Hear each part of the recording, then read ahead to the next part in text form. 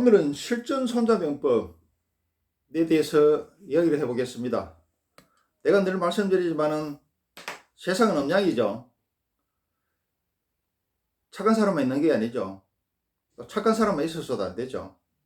세상은 음양이듯 음은 악이고 양은 선이죠. 선만 있는 게 아니더라. 악도 있더라. 이게 서로 대결하기도 하고 협조하기도 하고 반발하기도 하고 상충하기도 하고 이러면서 세상이 이루어지고 유지되고 굴러가죠. 그리고 세상에 착한 사람이 있는 건 아니죠. 소시오패스, 사이코패스, 천지백갈이죠.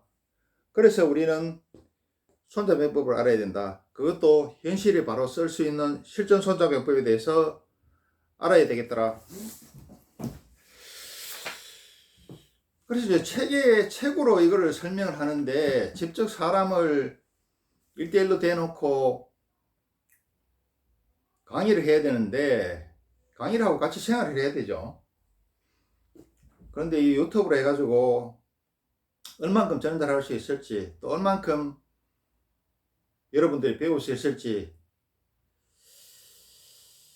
그렇지만 최선을 한번 다해 보겠습니다. 오늘 제목은 뭐냐면 적 공격하기.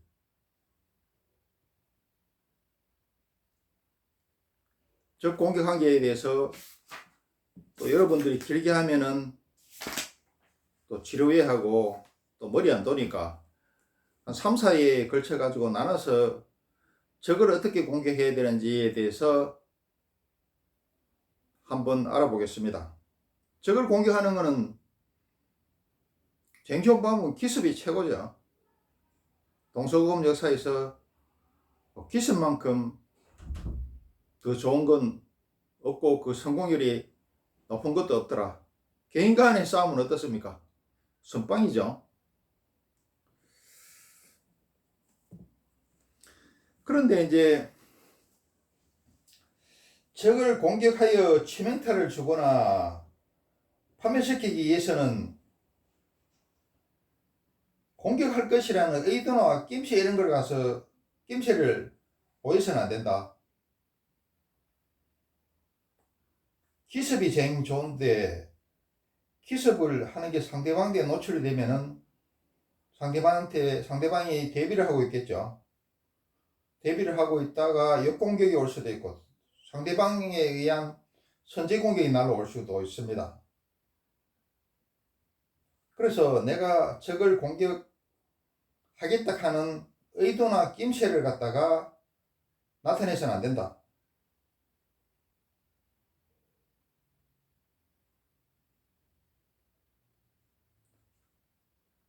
의도나 낌새를 보이면 상대방이 알아채고 역성제 공격을 해오거나 방어를 해서 공격을 해도 효과가 없죠. 또 공격한 후에 기습하고 치고 빠져야 되는데 내가 평소에 공격할 거라는 의도나 낌새를 갖다가 상대방한테 보이거나 노출이 되면은 내가 치고 빠지더라도 상대방이 범인이 나라는 걸 갖다가 금방 유추할 수 있겠죠. 그러면 어떻습니까? 상대방에서 제 보복이 날라오더라. 그래서 절대로 상대방을 공격하기 전에 공격할 거라는 의도나 낌새를 보여서는 안 된다.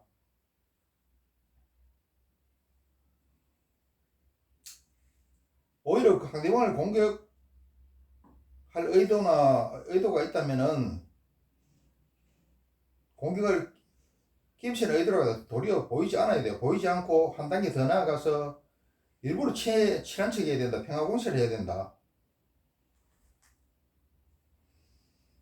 우리 그 이스라엘하고 그 중동의 아랍국들하고 여러 차례 전쟁이 있었죠. 이스라엘이 대부분 이긴 것은 뭐냐 하면은 이 아랍군들이 이스라엘을 공격하기 전에 벌써 공격하려는 의도나 낌새를 갖다가 보였고 또 이스라엘의 정보기관인 모사드가 아랍 각지의 파견에 대해서 정보를 수집해왔죠, 미리. 그래서 이제 아랍군들이 이스라엘을 공격하려는 낌새와 의도가 노출이 되니까 이스라엘이 이걸 알고 도리어 선제 공격을 해서 이겼죠. 이 싸움이라는 뭡니까? 적을 기만하고 속이는 게 본질이더라. 그리고 사이코패스나 소시오패스, 이 악당들은 보통 내기들이 아니죠. 그리고 만약 또 적의 선제 공격 조짐이 보이면은 가감히 먼저 공격을 하든가 함정을 파고 기다려야 되죠. 이스라엘이 이거 잘했습니다.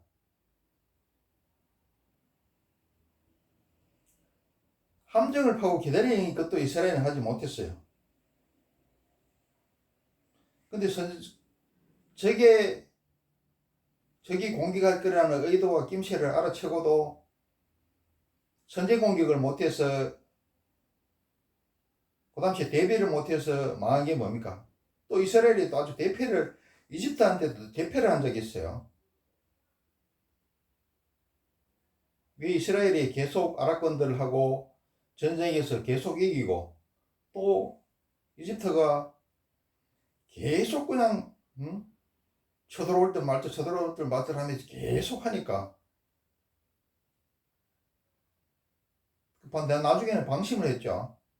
방심을 해서 이집트로부터 빼앗았던 시나이 반도를 다 잃고 그냥 이스라엘이 망할 지경에 이르러서 나중에는 원자폭탄까지도 사용하려고 그랬습니다. 원자폭탄을 사용하려고 그러고, 원자폭탄을 사용하기 직전에 이스라엘 수상이 미국에 날아가서 미국 대통령한테 눈물을 흘리면서 빕니다. 진짜로 이스라엘이 없어지게 생겼다. 제발 도와달라. 안 도와주면은 우리는 핵폭탄을 사용해서 너 죽고 나 죽고 같이 공멸할 수밖에 없다. 이렇게 하니까 미국 대통령이 핵폭탄 하는 것을 피하기 위해서 이스라엘한테 엄청난 무기를 제공을 해서 기사회생한 적이 있습니다. 그리고 이제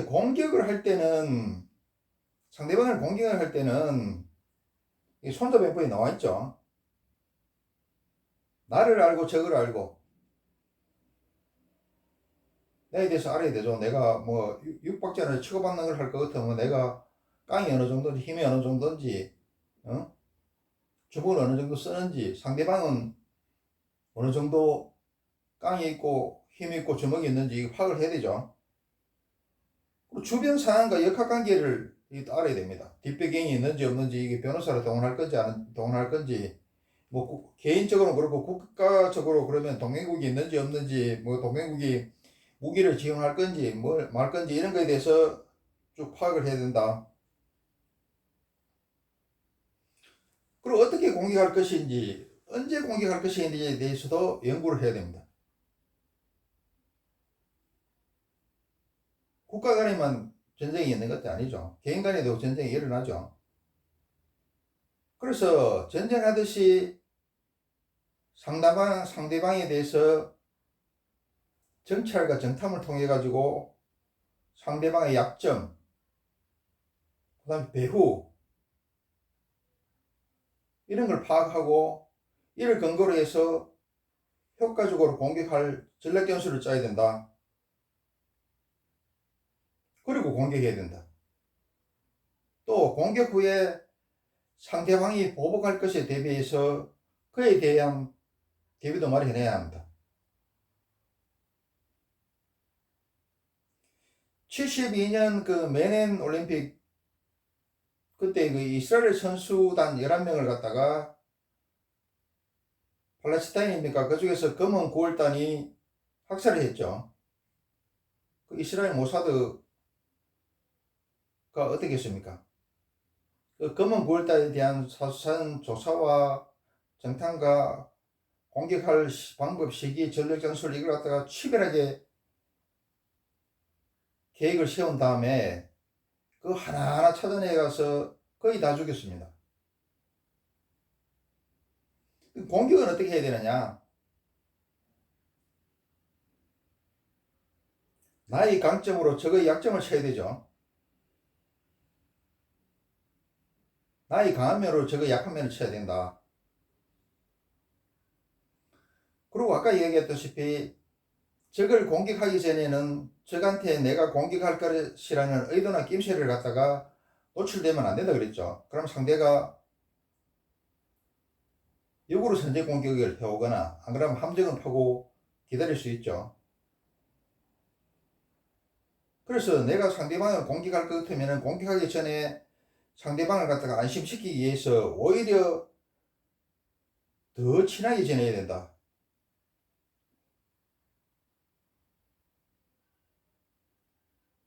그리고 친하게까지 지날 형편이 안 되면은 일단 숙이는 척, 공격할 의도가 없는 척, 관심 없는 척 해서 무장해제를 시켜야 되죠. 그런 다음에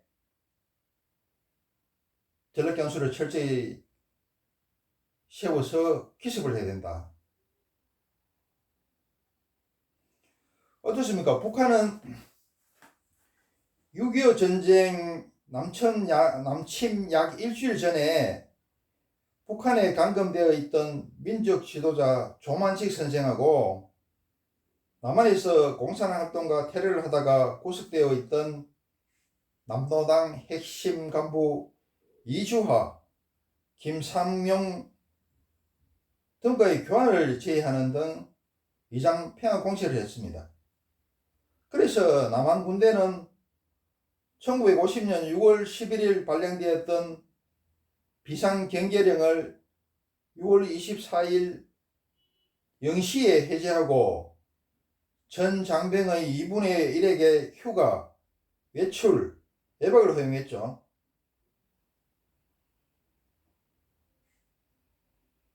그러니까 북한은 어땠습니까? 곧바로 기습을 벌였죠. 기습에서 낙동강까지 밀렸죠.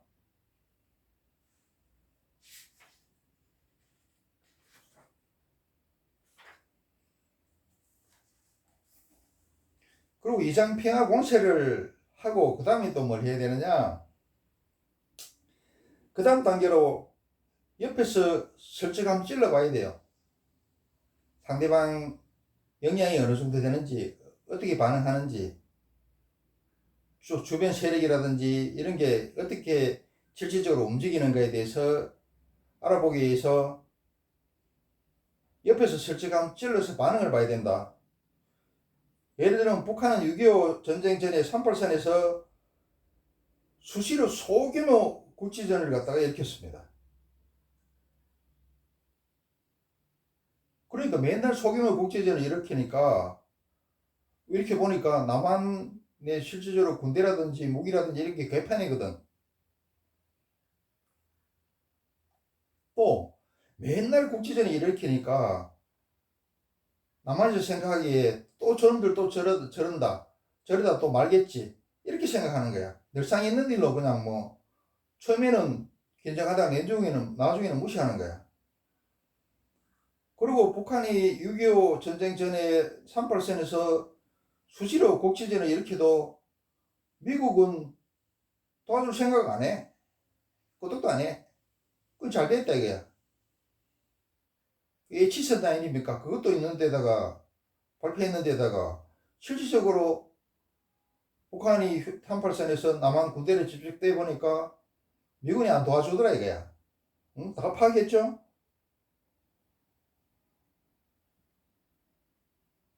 그러니까 기습이 제일이다. 공격은 기습이 제일이다. 그냥 기습을 해서는 안 된다. 기습하기 전에 나를 알고 적을 알고 공격 시기라든지 이런 걸 갖다가 전반적으로 다 짜야 되죠. 다 짜고 난 뒤에 공격할 의도가 있는 것 때문에 공격할 의도가 없는 것처럼 해야 되죠. 오히려 친하게 지내야 된다. 친하게 지낼 게 형편이 안 되면은 머리를 숙이고 공격 의도가 없는 척, 관심이 없는 척해서 상대를 무장해제 시켜야 돼. 그리고 완전한 공격 준비가 갖춰졌다 싶으면은 옆구리를 한번 슬쩍 찔러봐야 돼. 슬쩍. 그래서 별거 아니다 싶으면 어떻습니까? 공격은 뒤에서 해야 되죠. 뒤에서 치고 뒤에서 기습을 해야 되죠. 아무리 미국이고 UFC라도 선수라도 뒤에서 기습하는 거는 이길 수가 없습니다. 당하고 맙니다. 독일이 어떻습니까? 독일이 유럽에 대해서 탱크로 전격전 해가지고 기습했죠. 프랑스도 기습해가지고 전격적으로 점령해버렸죠. 소련도 불가침 조약 맺어놓고 기습해버렸죠. 일본도 어떻습니까? 진주만 공격을 갖다 기습하니까 미국이 고스란히 당했죠. 6.25 남침 등 동서고금의 전사를 보면은 기습은 거의 다 성공합니다. 자, 또 벌써 시간이 많이 길어졌네요. 적 공격하기에 대해서 1부는 여기까지 하고 2부, 3부, 한 4부 정도까지 적을 어떻게 공격해야 되는지에 대해서 한번 이야기를 해보겠습니다.